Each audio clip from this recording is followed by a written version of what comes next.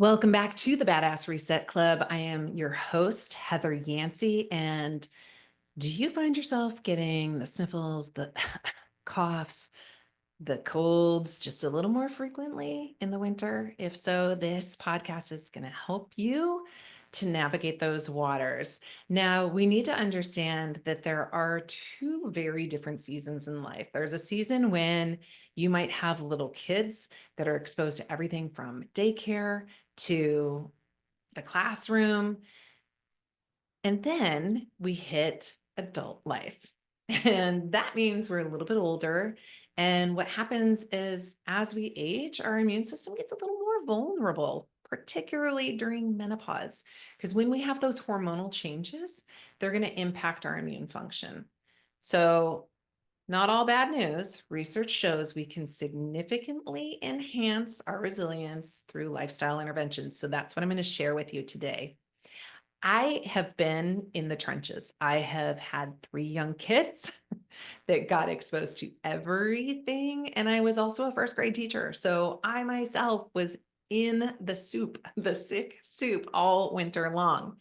There was a time that I remember that I had a child in my classroom who had really rosy cheeks and he did not look well. He looked like he was suffering. And I asked him if he felt okay. And he said, "I'm fine."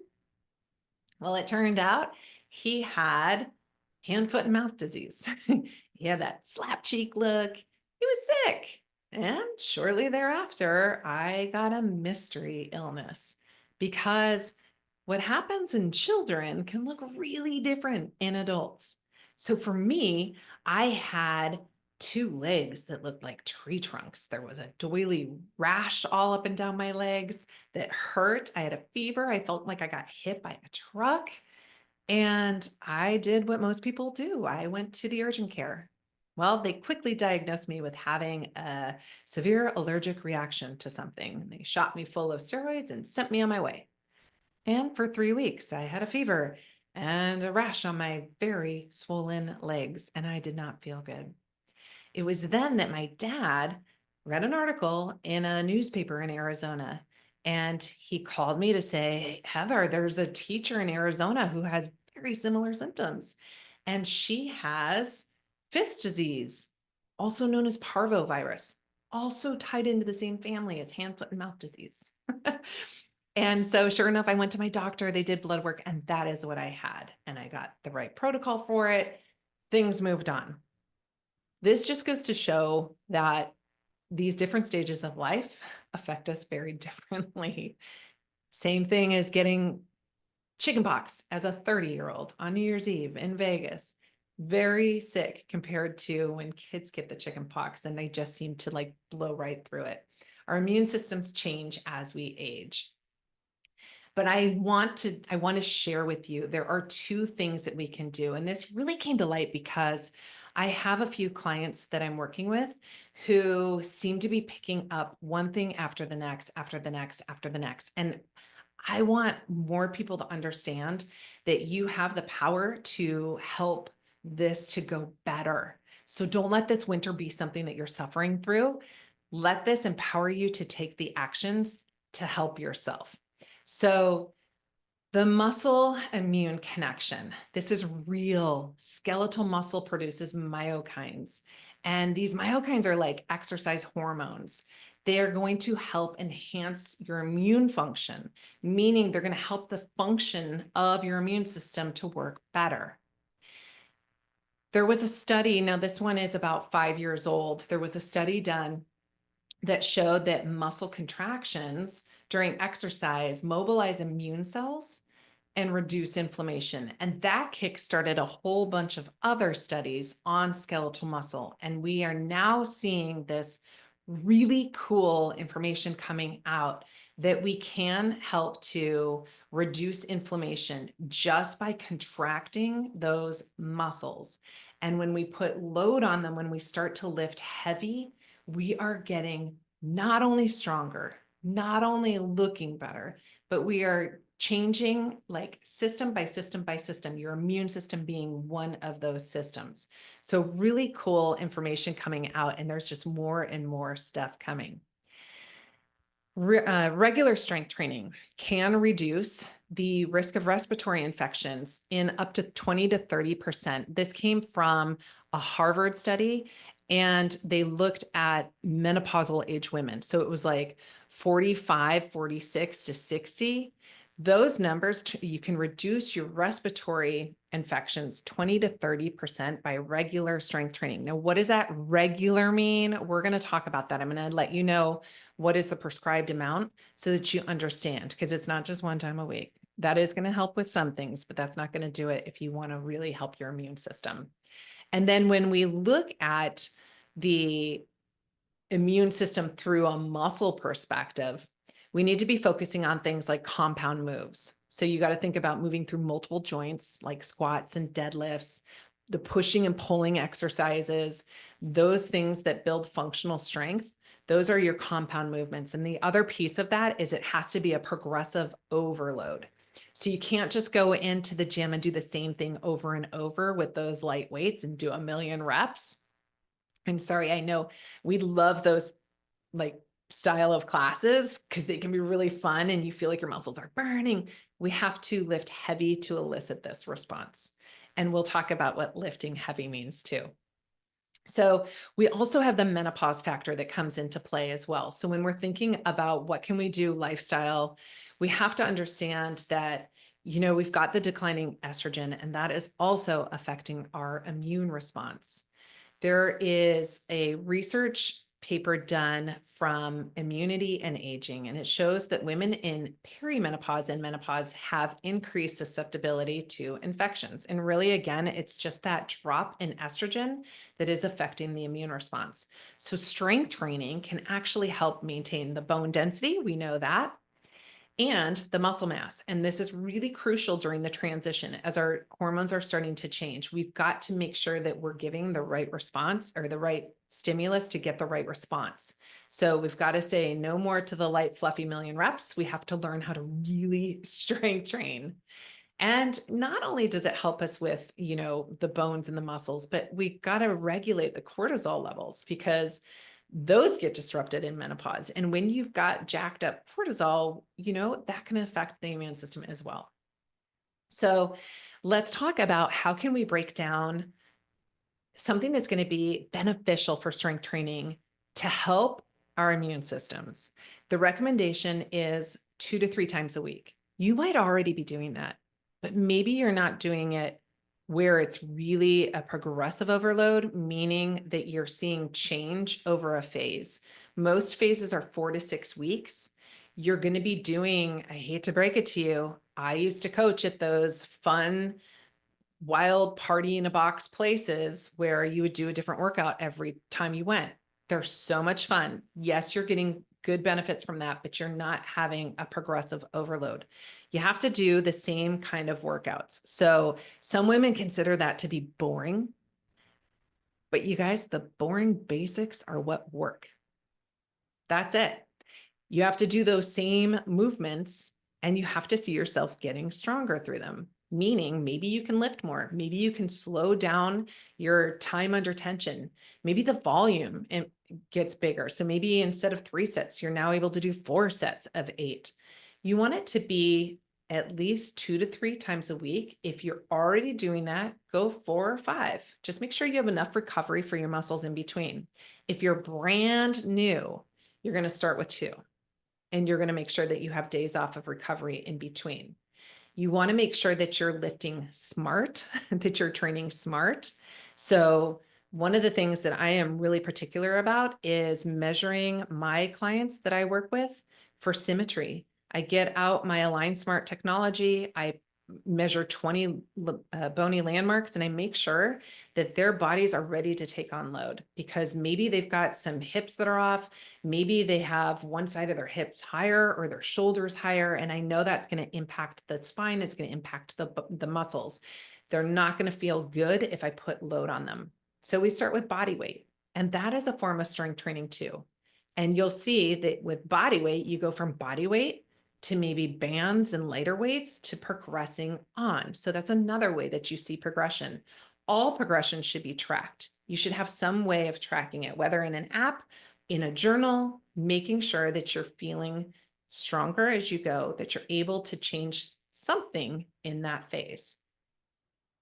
Now, when you are looking at getting started, there's so much that comes into play. The proper breath work, how to even lift the weights up off the floor or off the weight rack. That takes some experience to work through. How to put them down, how to properly move the weights through space, where you should be contracting, what you should be focusing on when you're working on particular muscle groups. How do you dial into that muscle group? All of these things a trainer can help you with, somebody who's got experience. It doesn't mean you have to go with them for years. It just means get in there, learn what you need to learn so that you can do these things on your own. That's the beautiful thing. Strength training can be done anywhere. I have clients who do it on vacation, traveling around the world. I have clients that do it in the gym, clients that do it at home. You can do it anywhere. All right. When we talk about strength training as well, we want to think about long-term goals.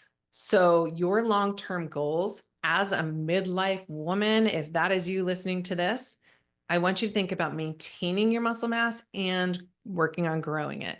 You have to at least maintain what you have, because that is going to take place in every system of your body, not just your immune system. But if we're focusing here solely right now in this time frame, where are you? Where are you seasonally? Where are you? How sick have you been this year? Have you had multiple colds? Have you been okay? If you've been okay, great. Keep these principles going. If you keep getting sick after sick after sick, make sure that you're getting at least 2 to 3 strength training sessions in a week. So let's shift this now into more of nutrition for immune response. There are 2 very specific pillars that I coach on inside the Menopause Strength Society and in my menopause courses. You need to work on getting inflammation down, and you need to work on your gut health. Now, those 2 can be intertwined, but there's different protocols that we work on for both of those. Speaking from a gut immune connection, 70 to 80% of our immune cells reside in the gut. They live in your gut. And we need to make sure that we're feeding our guts well and that we're doing everything from a lifestyle perspective that's going to help your gut. So yeah, you know what? Like that stress management is part of it. It is tied in. But when we think about feeding ourselves, the number one focus, if you've been listening to me for a while, you're not going to be surprised to hear this. The number one focus is your protein needs. Research shows women over 40 need more protein for maintaining and growing muscle mass than when we were younger. And so I look at it from a grams perspective. I think when, we're throwing out kgs, that's helpful for a lot of people. It is not helpful for me. So I talk about it from a gram perspective. You're looking at 0.8 to 1 gram per ideal body weight or per your lean muscle mass. If you have that information, a lot of women don't know their lean muscle mass. If you have that, go off of that. If you don't have that, you're going to go off your ideal body weight. Well, how do you know what your ideal body weight was? Think about the time that you felt insanely good, strong, energized, felt good in your clothes, slept well. And I'm not talking high school. Think about like in the recent past, what was that for you? What was that weight? Maybe that's your ideal body weight. Maybe you're at your ideal body weight now. You just want to change the body composition by getting more muscle mass. Okay, so we add in protein first. And when we're talking about protein, we're talking about lean proteins. So you can think about like ground turkey and fish and chicken and lean. You can think about yogurts. I love Greek yogurt. I love non-fat Greek yogurt. Fat yogurt is fine. Non-fat has a little more protein. So I love looking at that one. Cottage cheese. The list is so long. The thing is, you want to vary this up because you don't want to get stuck eating the same thing every day.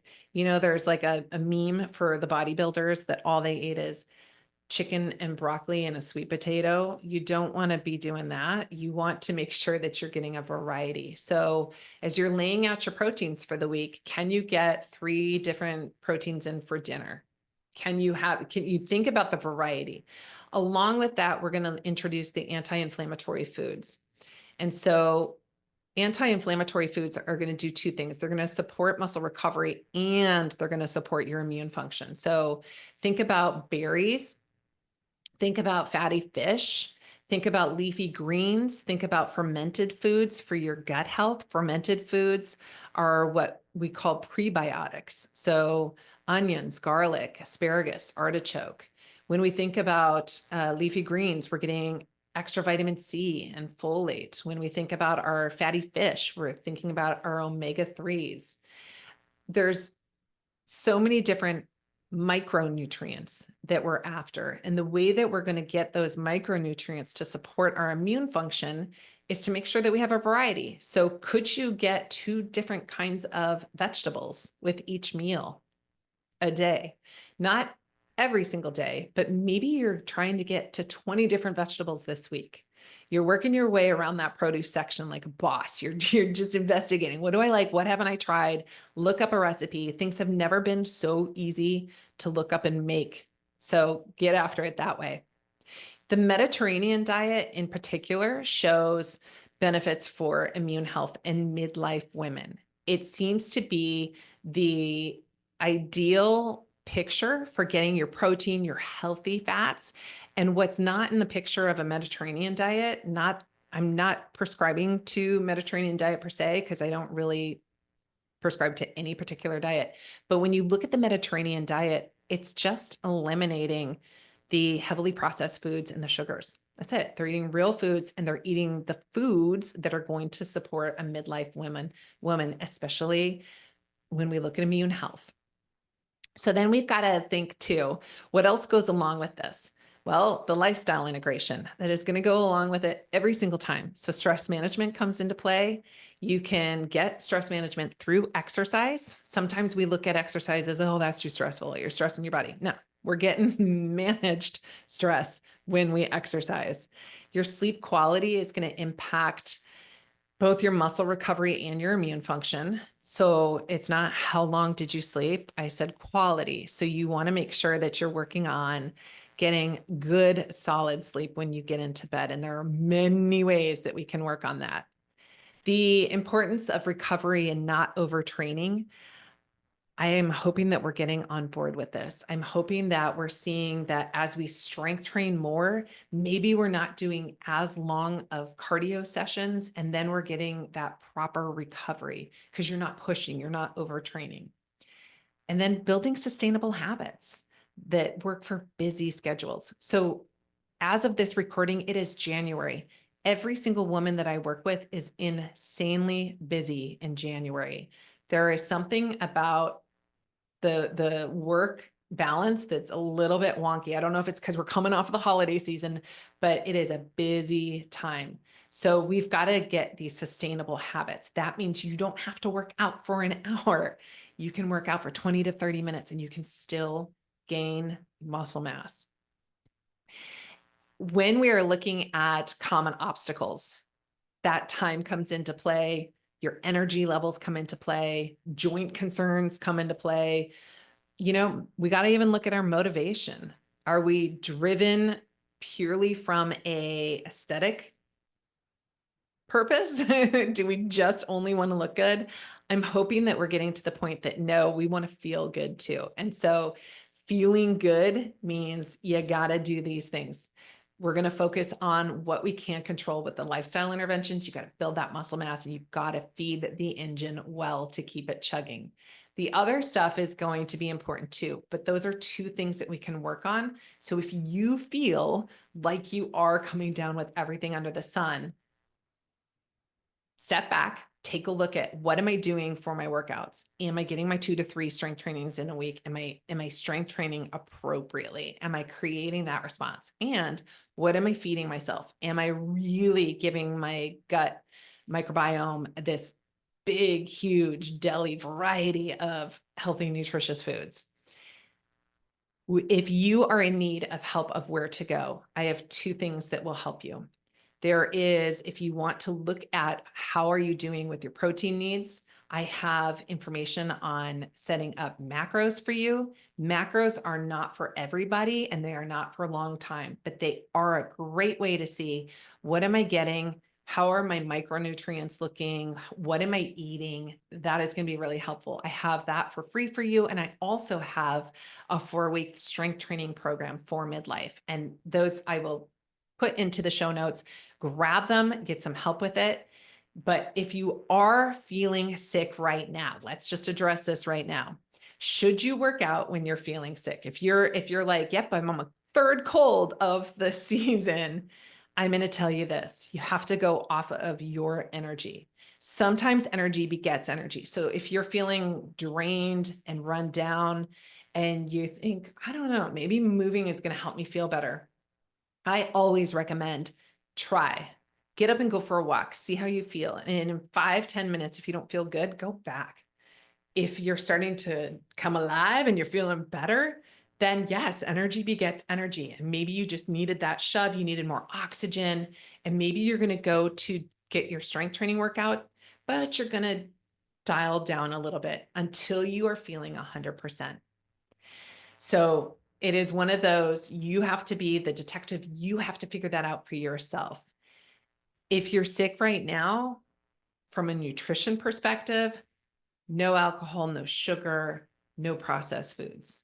You know, there's a reason that our great grandmas made homemade chicken soup and passed that down. It is beneficial for you. It is going to help you. And of course, hydrate. Make sure you're drinking a lot. Once you get over your cold right now, get on the wagon, start developing these very specific things that you can do that we know will change your health. All right. Thanks for listening. If this made an impact on you, share it with a friend. Sharing is caring. And of course, I always wish you good health and happiness.